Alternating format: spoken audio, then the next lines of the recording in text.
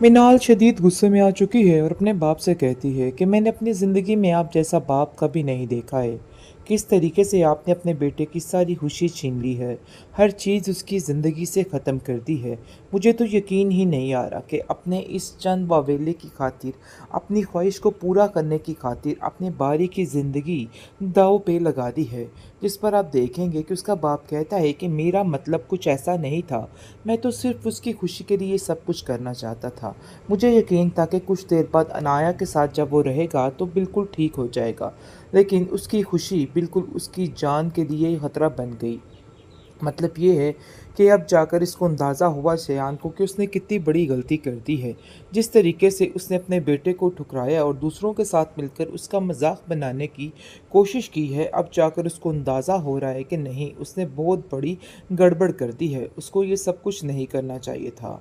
लेकिन जी आप देखेंगे कि अब जाकर अनाया का बाप कहता है कि तुम्हें थोड़ा तो सोच लेना चाहिए था मिनाल के बारे में और उसके बारे में। मतलब ये है कि खुद साथ हो कि अब खुद साइड पे होने की बात कह रहा है। जिस पर उसका बाप कहता है कि आखिर तुम ऐसा कैसे कर सकते हो, तुमने ही तो मुझे शय दी थी कि ये सब कुछ करो, और अब जाकर तुम ये कह रहे हो कि मैंने ये सब कुछ किया है। मुझे तो तुम्हारी समझ नहीं आ रही है। लेकिन जी आप देखेंगे कि दूसरी तरफ परिशे काफ़ी निढाल हो चुकी है जब उसको पता चलेगा कि आखिर क्या क्या कुछ हो गया और बारी की ज़िंदगी किस तरीके से जीर्ण हो गई और क्या क्या उसके साथ हो गया। वो कभी भी इस चीज़ को नहीं भूल पाएगा और ये चीज़ें उसके दिल के ऊपर लग जाएंगी।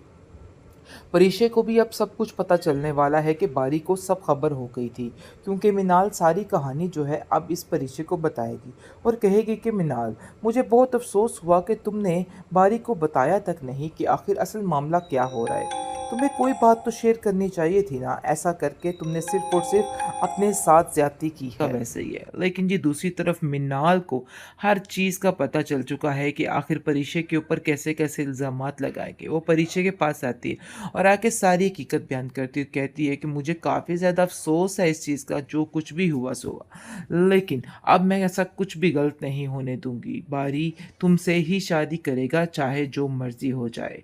जिस पर वो कहती है कि नहीं, मैं ऐसा नहीं कर सकती। जिस पर मिनाल काफ़ी ज़्यादा शर्मिंदा होगी और कहेगी कि नहीं भाई, मुझे सारी हकीकत का पता चल चुका है।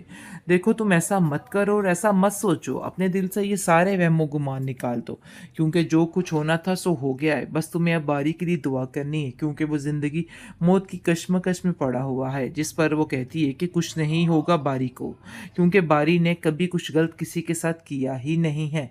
ये सारी बातें जाकर वो अपनी माँ से बताती है। माँ को कहती है कि ये सारा मसला हुआ है और बारी की ज़िंदगी बहुत खतरे में है। उसकी माँ उसके लिए काफ़ी दुआएं करती है और कहती है कि बेटा फिक्र मत करो, बहुत जल्द सब ठीक हो जाएगा, तुम्हें परेशान होने की कोई ज़रूरत नहीं है।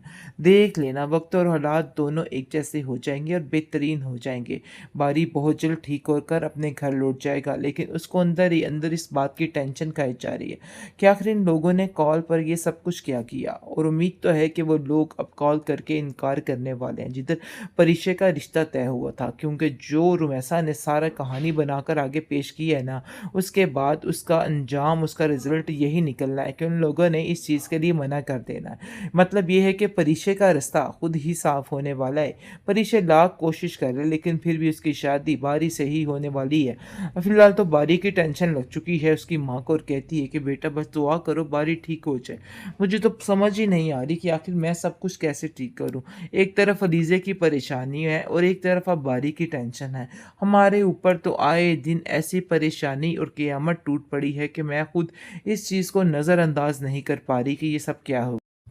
बेहतरीन ड्रामा सीरियल रहमत के इस एपिसोड में आप देखेंगे कि अब जाकर हर चीज़ की समझ आ चुकी है और हर चीज़ अपनी आंखों से देख ली है कि उसका बाप किस कदर घटिया हरकतों पे उतर आया, सिर्फ और सिर्फ अपनी बात मनवाने के लिए। ये बात उसको काफ़ी परेशान और काफ़ी हैरान कर दी और उसको इतना दुख लगा कि बस वो हॉस्पिटल में पहुंच गया। नाज़रीन, जैसा कि आपने देखा कि उसका बाप अपने भाई के साथ मिलकर किस तरीके से ववेला मचा रहा था कि देखो कैसे मैंने इमोशनल ब्लैकमेल किया अपने बेटे को और मेरे मेरे बेटे ने मेरी बात मान ली।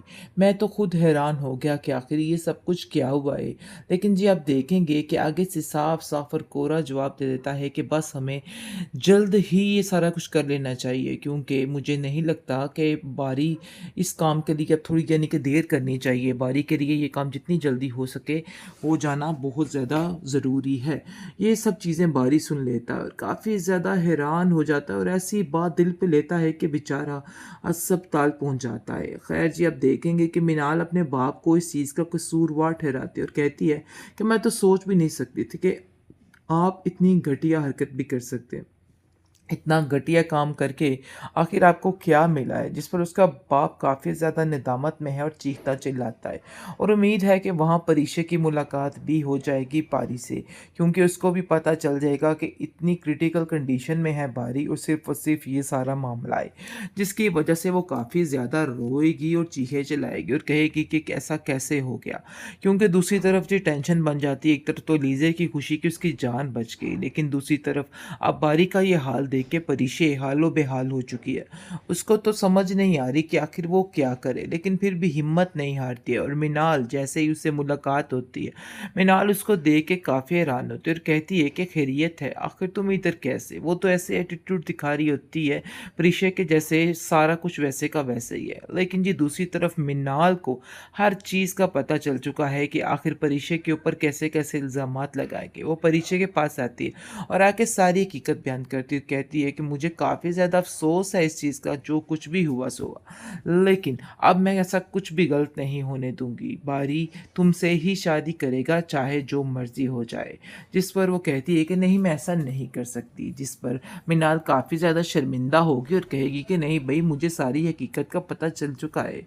देखो तुम ऐसा मत करो और ऐसा मत सोचो। अपने दिल से ये सारे वहमो-गुमान निकाल दो, क्योंकि जो कुछ होना था सो हो गया है। बस तुम्हें अब बारी के लिए दुआ करनी है, क्योंकि वो ज़िंदगी मौत की कशमकश में पड़ा हुआ है। जिस पर वो कहती है कि कुछ नहीं होगा बारी को, क्योंकि बारी ने कभी कुछ गलत किसी के साथ किया ही नहीं है। ये सारी बातें जाकर वो अपनी माँ से बताती है। माँ को कहती है कि ये सारा मसला हुआ है और बारी की ज़िंदगी बहुत खतरे में है। उसकी माँ उसके लिए काफ़ी दुआएँ करती है और कहती है कि बेटा फ़िक्र मत करो, बहुत जल्द सब ठीक हो जाएगा, तुम्हें परेशान होने की कोई ज़रूरत नहीं है।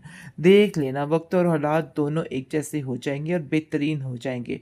बारी बहुत जल्द ठीक होकर अपने घर लौट जाएगा, लेकिन उसको अंदर ही अंदर इस बात की टेंशन खाई जा रही है कि आखिर इन लोगों ने कॉल पर ये सब कुछ क्या किया, और उम्मीद तो है कि वो लोग अब कॉल करके इनकार करने वाले हैं जिधर परीक्षा का रिश्ता तय हुआ था, क्योंकि जो रुमैसा ने सारा कहानी बनाकर आगे पेश की है ना, उसके बाद उसका अंजाम, उसका रिज़ल्ट यही निकलना है कि उन लोगों ने इस चीज़ के लिए मना कर देना है। मतलब ये है कि परीक्षा का रास्ता खुद ही साफ होने वाला है। परीक्षा लाख कोशिश कर रहे, लेकिन फिर भी उसकी शादी बारी से ही होने वाली है। फिलहाल तो बारी की टेंशन लग चुकी है उसकी माँ को, और कहती है कि बेटा बस दुआ करो बारी ठीक हो जाए। मुझे तो समझ ही नहीं आ रही कि आखिर मैं सब कुछ कैसे ठीक करूँ। एक तरफ अलीज़े की परेशानी है और एक तरफ अब बारी की टेंशन है। हमारे ऊपर तो आए दिन ऐसी परेशानी और क़यामत टूट पड़ी है कि मैं खुद इस चीज़ को नज़रअंदाज नहीं कर पा रही कि ये सब क्या हो